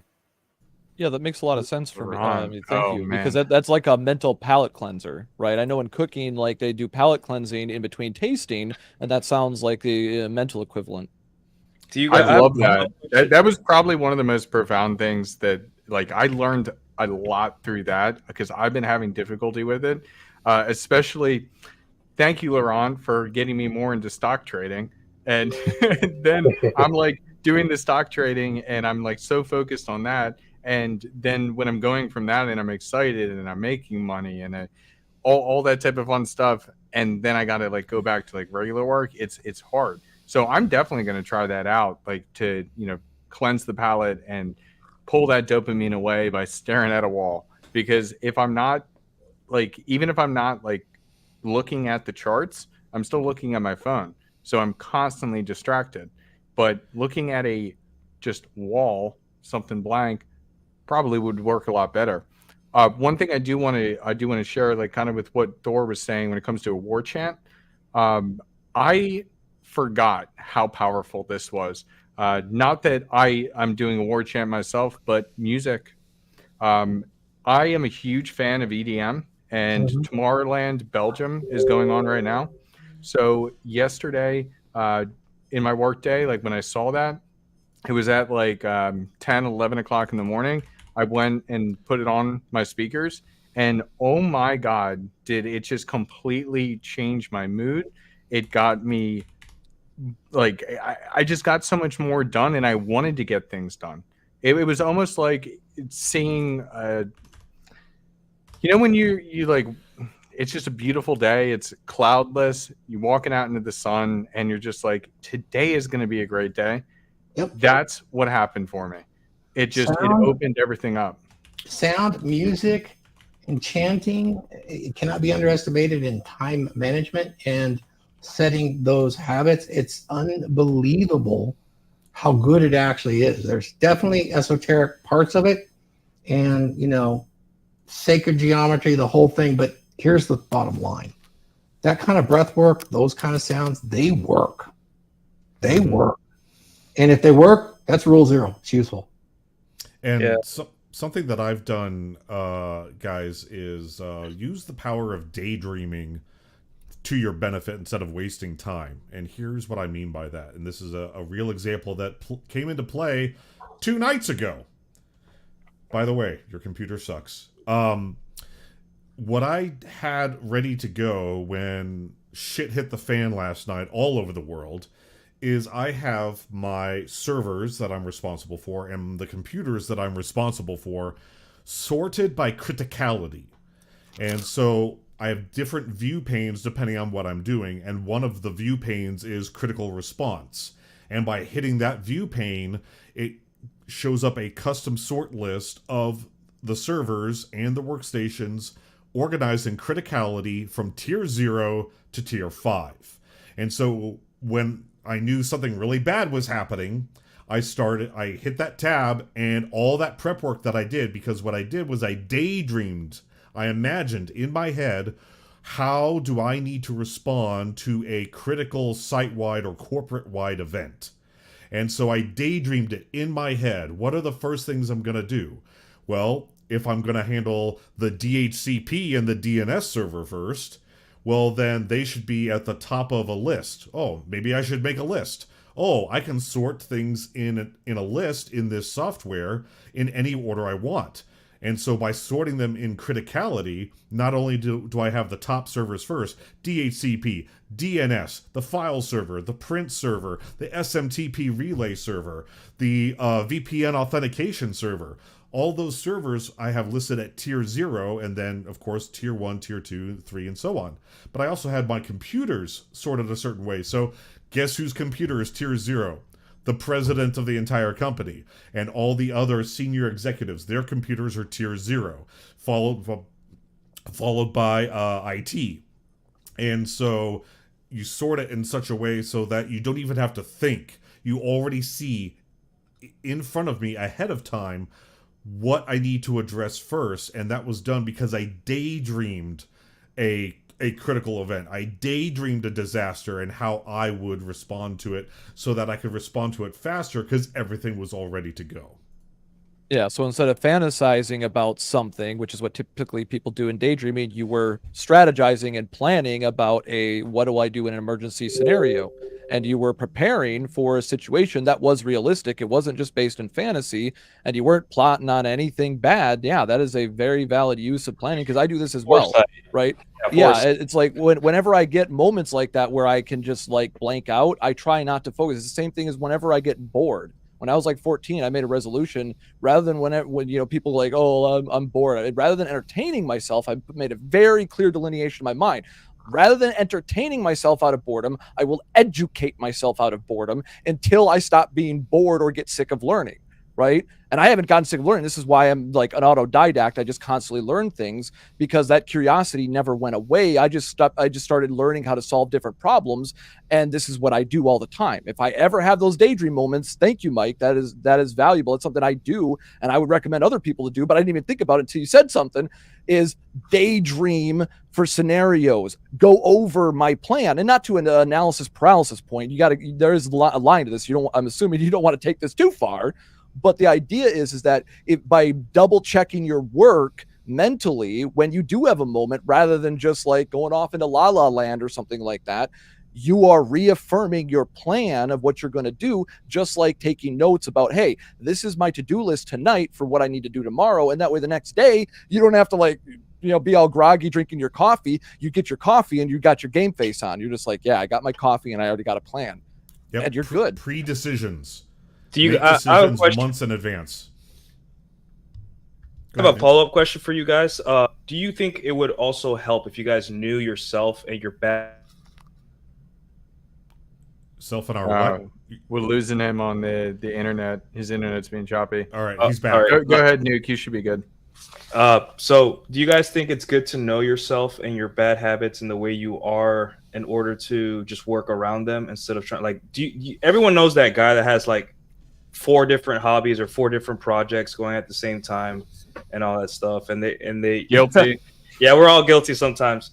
But I would say, like, for me, my most productive time is 10 a.m. So I try to get all the important stuff done at 10 a.m. And I know after 2 p.m., I don't give a shit about anything. I just want to go to the gym. I just want to do whatever. So I think instead of me trying to force myself to change who I am, I trick myself and say, I know that I'm most productive about 10 a.m. So that's when I'm going to do stuff. And then around 2 a.m., I can't do anything crazy. Like, I'm going to be out of it. I'm going to be kind of wanting to go be outside or do something. So I think it's important to know that you are human and you do have times in the day or times in the week where you're like at the peak of your game, and there are times that you're just going to be struggling. And I think just work with yourself and understand where you're the most productive. Oh, I like that, Nuke. Nuke, that's more important, I think, than anybody realizes here. That's actually on my agenda right here for a Dragons membership meeting, for a full 2-hour meeting. Maybe I can collaborate with you. I'm working on a slide package just for that. It's not ready, but it is about knowing your weaknesses and leveraging them. And you leverage it with other men. What's that? I love to talk about that. There's a lot of methods too. Yeah, let's do that. I mean, maybe it's something. I mean, of course, you're a dragon. You can present it, but I think that's really valid. And a lot of viewers might not see that because it's really hard to see your own weaknesses. Yeah. Really, we have ego protection to stop it. I think you need to make peace with your weaknesses, because there's certain things that you can work every day. Let's say your worst time to work is 2 p.m. You can work through that, of course. Discipline, right? But I'd rather like optimize and be like, hey, 2 p.m. I'm probably gonna be wrapping up silly emails or doing silly things that aren't as important. But at 10 a.m. I want my I want the big meeting, the big task, the big troubleshooting, whatever I'm doing, to be at 10 a.m. Obviously, you don't always have that choice, right? But when I'm in the control of my tasking, I kind of want to do it not early first thing in the morning, but like that 10 a.m. right before lunch or right before the day changes, so I could just be like on top of my game and then kind of like go from there. And I think ultimately knowing your weaknesses as a guy, as a man, it doesn't mean like give up and never try to improve, but at the same time, you got to be honest with yourself as a human and be like, this is where I suck, so I'm not going to do anything at this. And I found a really interesting technique that works over the years when I apprenticed many men, is that I would find a man with a similar weakness and then mentor him out of it, even though I expressed the weakness too.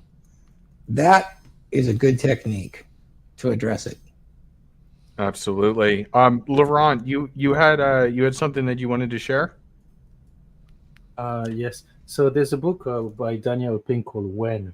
So I try to work around my circadian rhythm. So we are at our peak productivity in the morning, usually straight after about 40 minutes after waking up, 30 to 40 minutes. And as we expand the day, we expand our energy. So this is why it's good to do repetitive, non-brain taxing activities in the afternoon. So usually work your night out and so on and so forth. It's usually not really good for productivity, unless, of course, you want to write or need some daydreaming time. Also, one thing that I wanted to talk about is like the importance of boredom. It seems that in our modern society, we've branded boredom as something to be avoided at all costs. I personally believe that actually boredom is very, very, very productive, because again, it resets the brain, and also it's like taking, you probably realize that your most important ideas or your smartest ideas happen when you were taking a shower. Like, oh shit, I never thought of it this way, or this, that, and the other. And this is because we engage in something called the default DMN, default mode network, which is part of the prefrontal cortex, and this is when it deactivates the ego. It's also part of the flow project. So when we deactivate the ego, we have this higher thinking mode where we can connect stuff, and these usually happen when we are bored. So I highly recommend that you spare some time. Besides, being bored is a form of meditation. So boredom is good, and it's also good for the ego. We don't need to be doing stuff all day long. We're not human doings. We're human beings. Okay, I'm getting off my soapbox now. Yeah, I love that. That's something that we always forget. We are not human doings. We are human beings. And that's one of the biggest issues that we have today, is that people don't know how to be present because there's so many distractions going on. Well, now that was the point that I was going to bring up, springboarding off of what Nuke and Laurent said, is that it's not like, Nuke, you're viewing this as like a you weakness. But the thing is like Laurent pointed out, like this is a biological like quirk. Right, the same way that you're not going to dream and sleep as deeply if you go to bed after midnight versus before midnight. This is, for most humans, this is like another one of those psychological quirks about how the human brain works, with the circadian rhythm and all this stuff. It's the same thing. Like they've studied for developmental issues for children in school.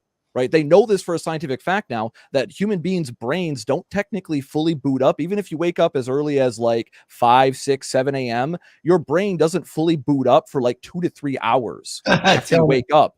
So most of these kids that are doing like these high cognitive classes early in the morning are literally getting their school fucking work hampered, because you should be doing physical activity early in the morning to get your body, get the blood flowing and all that, get a chemical, all the hormones that just got produced throughout the night, got to get distributed throughout your body, get a little bit of food, fuel yourself correctly. This all has to do with being a human being, right? And understanding our neural consciousness, how it actually functions. Yes, you only have so much mental bandwidth you can spend every day. That's why you got to be very careful, just like your calorie intake. If you spend too much mental bandwidth, you become mentally fat, right? You become mentally lazy because your mind is bloated with too much information and it's just flowing over. You're losing stuff. You're not able to retain a lot of what you learn or really take away from it. Like what you talked about before, Nuke, when you were on that grind, that 8-month stint, you came back out of it and you're just like, I don't even know who the fuck I am anymore. That's how most people are in their mental state in their day-to-day lives, because they're so busy in their own fucking head with stupid fucking shit. They tire themselves out and then they can't do anything because they're literally tired before they even start their day, because they don't even know how their own mind boots up and works. Like same thing that Mike's talking about the computers, right? Same thing you're talking about. You know these machines so well, you're able to boot it up and get a system going easily because you understand how the base machine works. Same thing with human beings. When you understand how the base machine works, this is one of those quirks, you will be able to get better results throughout your day. Which is why when I am elected president, federal mandate, school starts at 9 a.m., no earlier. These poor kids, they can't do this. Oh, I love it. All right, guys, this has been a fantastic conversation. And Nuke, I love how you brought that up, because that's one of the things that I deal with clients all the time, is they don't know themselves. So they're asking me to solve a problem that they don't even know why it's a problem, because they don't know themselves. And it's just like that cycle. So I think that actually could be a very good show that we do in the future, how to understand. That's my next one, self-reflection. Yeah, well, I will say, like, it's like people that are fit. It's not that a lot of people are successful not because so much the discipline part, it's because they avoid situations where they could fuck up, right? Like if I have a problem with candy, I'm not going to go to the candy store, because if I go to the candy store, I'm fucked. I'm gonna get candy, right? Same thing with same thing with guys that with alcohol, right? I have like 20 bottles of alcohol here. I can do that because I don't have a problem with alcohol, and those bottles are like a year old. Some of them, I just make drinks from time to time. But there are people that they can't go to the club because they'll get drunk and throw up on the sidewalk, and like sometimes you just don't have the discipline to do it. And a lot of guys they have a pride problem. Like, I'm man enough to overcome my weaknesses. I'm like, dude, not always. You are a human being. You have genetic predispositions to addictions, right? So a lot of guys, what they'll do is they'll pretend like it's not an issue, and they'll put themselves in the situation, fail, and just say it's a discipline thing. I'm like, yeah, it is. But how about you save yourself all that effort and avoid the situation completely, and you won't have to deal with with the consequence. I know it's not like the best answer, but if I have a problem with candy, I just don't go to the candy store. And that's same thing with having a girlfriend that wants to go to girls' night out or the nightclub. If she wants to put herself in those situations where she could jeopardize a relationship, that shows that she's not really your girl. Because if she really was your girl, she would proactively avoid those circumstances, knowing that she can be gamed by other people. Like, she's not immune from being gamed, right? Yeah. Just like all us men, we're only human. We're not immune to being tempted by temptation. That's why it's tempting. Right? It wouldn't be tempting by definition if it wasn't that damn tempting, right? All the food looks good. All that junk food is awesome.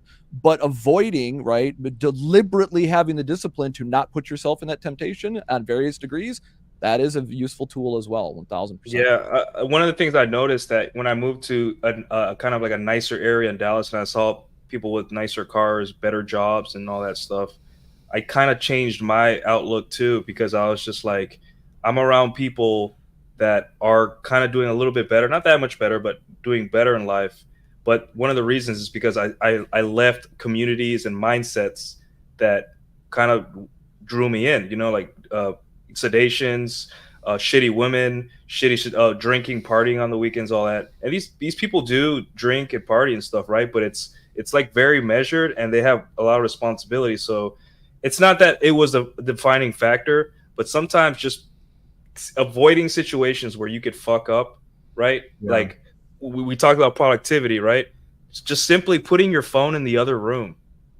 That it's stupid, right? Because you want to be a man and be like, no, I can have my phone right in front of me and type and write and do what I got to do. I'm like, no, dude, why not just, no one cares. They care that you got the job done. That's what anyone all cares about. Yeah, so, you're at home by yourself. Who are you trying to impress? Exactly. Just if you need to put your phone in the other room, just do it. No one cares. And then when you're done, you're going to forget about where you put your phone. I'm like, my phone's somewhere, but I'm going to continue writing.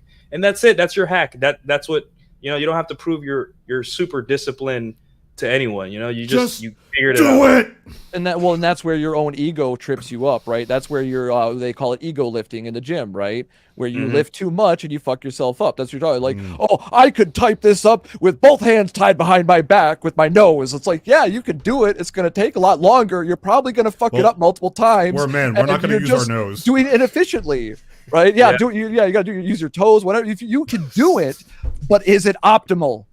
Yeah, my piano teacher caught me on this last week, where I was trying to rush through a line of music because I felt like I was letting her down.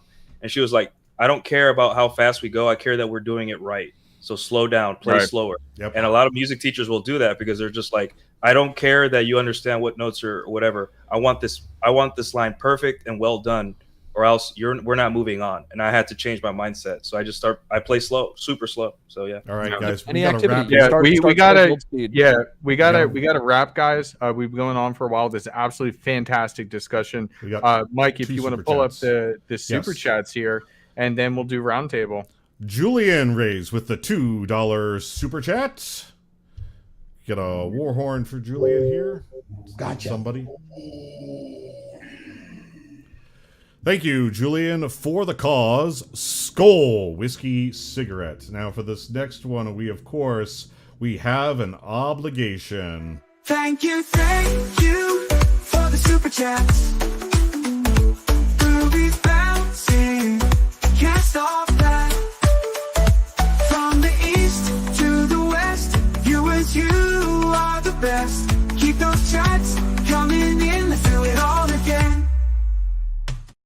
There's only one way to read a super chat like this. $20 from Mr. Boulay and the Department of Numinastics. Oh, this super chat is sponsored by Tactical Soap from the Grondike Soap Company. Try our new scent, Viking Paradigm. Notes of new car and new electronics aromas. You'll be the backup to a SpaceX Mission Control Center. Try Tactical Soap today. Sir. Fantastic. All right, so let's Nuke had to leave, but let's do a quick roundtable. I think this is a great discussion, and there's a lot of things that were dropped that like even are going to improve my own time management skills. So I'm super excited to implement that. Laurent, let's start with you. What's going on in your life? Anything you want to plug? Any final thoughts? Yeah, I would like to ask the panel, what is your favorite time management or productivity, either book or app? So if you have resources that you could recommend. Google Calendar with the alerts turned on. Okay. Google Calendar with the alerts turned on. It sets off my desktop, it sets off my tablet and my phone all at once. They all go all at once, and it pops up and tells me what's happening. Love it. Thank you. As far as a plug, yes. So we've been working with Ryan Fowler on this what's that? Approach Anxiety and Dating Confidence Mastery program. This is really, really a must-have for a lot of guys because we have a lot of we freeze before approaching women. So this will be released in the next 2 to 3 weeks. Really looking forward to this. It could really help. It could really help guys, especially divorced dads and all the engineer nerds around. So that's what we've been working on.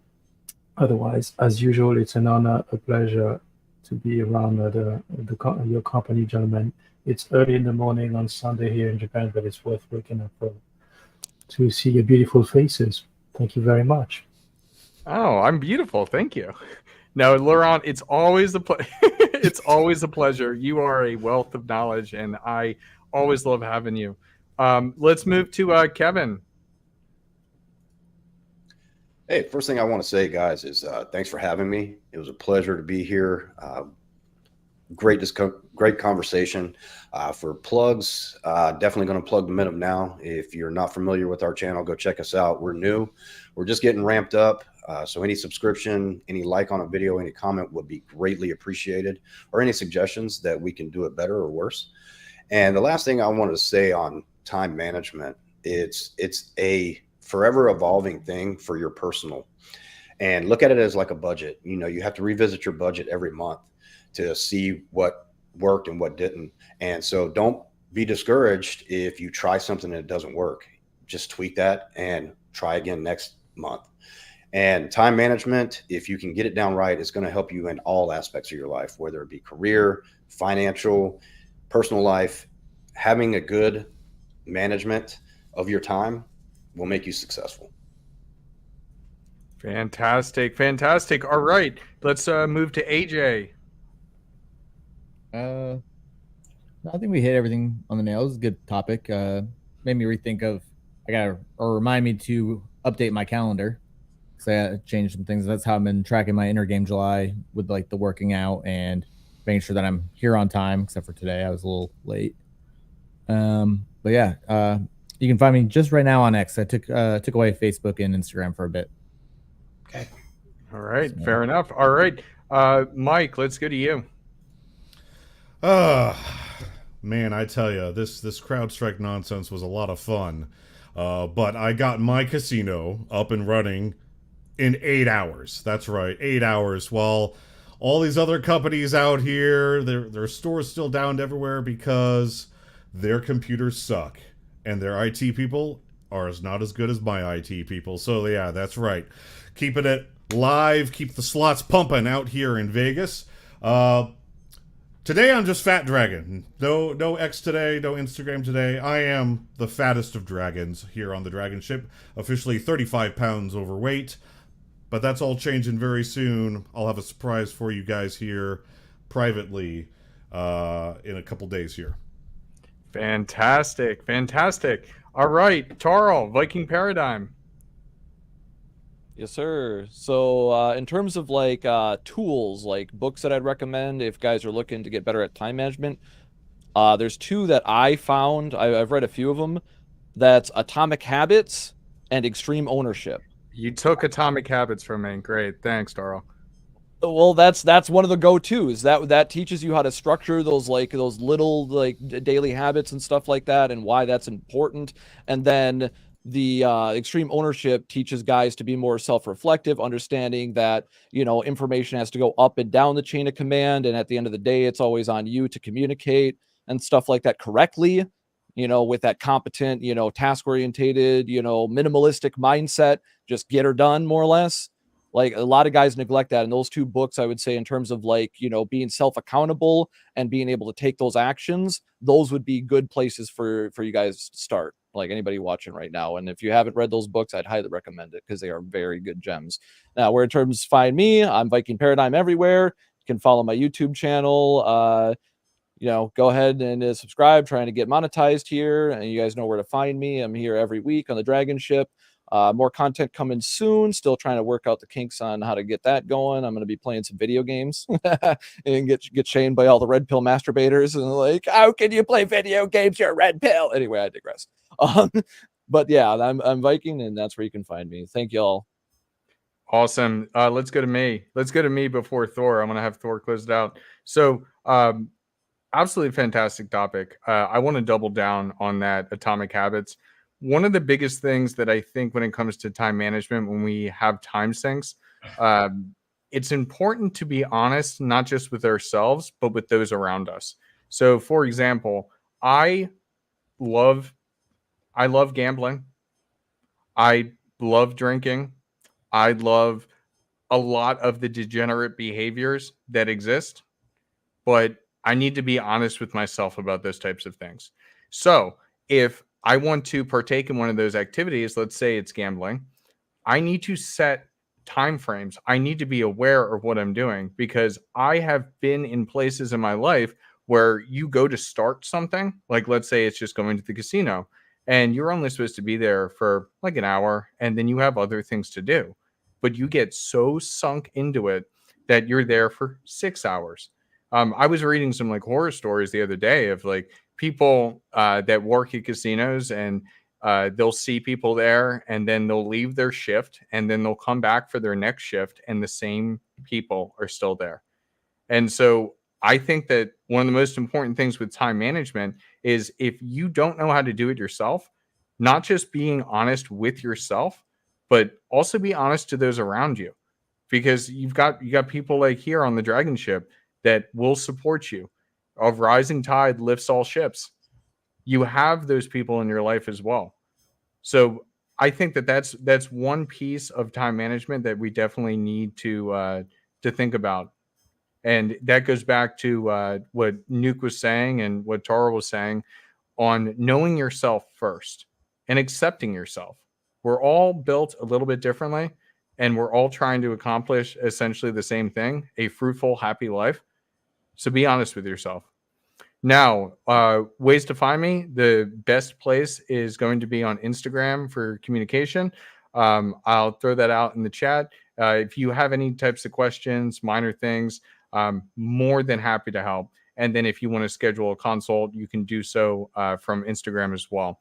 Now, I want to end it with Thor, a god amongst men, a master of time management. Well, thank you, guys. I like to say the realistic version of me is a slightly below average god amongst men.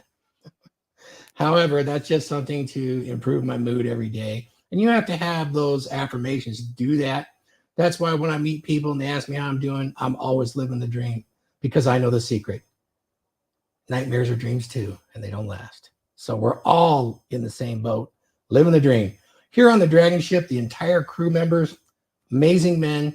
It's growing all the time. We're adding crew members. And on top of that, I'm going to post in the chat right now. We have a lot of folks in the chat. Guys, you want to take this to the next level where there's no censorship, actually men helping men on every level, is the Dragons Membership Monthly. You guys know I wrote the book on dominant masculine presence. Please check it out. It'll change your life.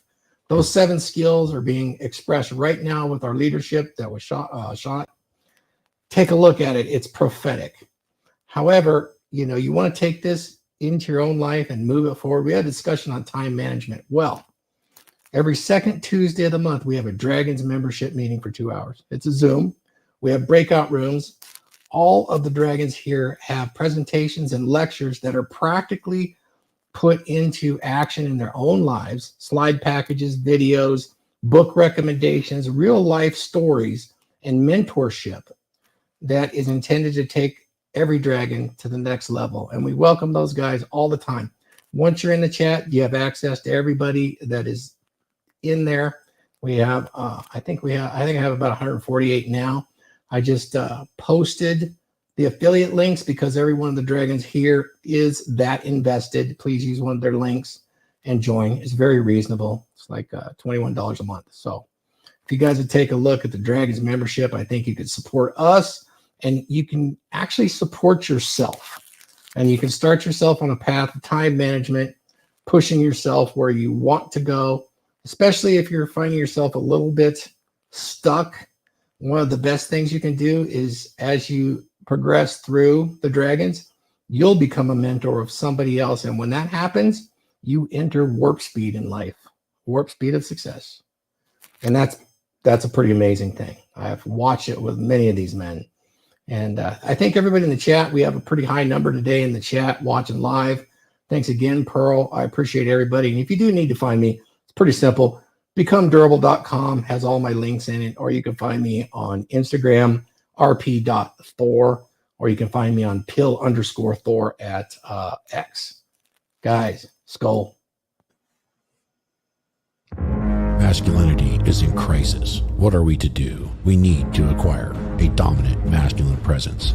Now available on Amazon. Masculinity is in crisis. Men's masculine behaviors and traits have been suppressed by popular culture. Why has it become so popular to shame, guilt, insult, masculinity, and masculine behaviors? After 50 to 70 years of this has resulted in a very large subset of men who have become weak, useless, and crisis. Pathetic state for boys and men that leads to depression and violent despair. A dominant masculine presence addresses this very dilemma for the individual man, and it firmly establishes why this is what is desperately needed by the individual man today. In this book, clearly defined masculine traits and behaviors and the emotional durability provided by traditional masculinity are presented as a guide to what every man should embed into his identity. Putting these principles and behaviors into practice will motivate and direct your path step to step to create for yourself an authentic, dominant masculine presence.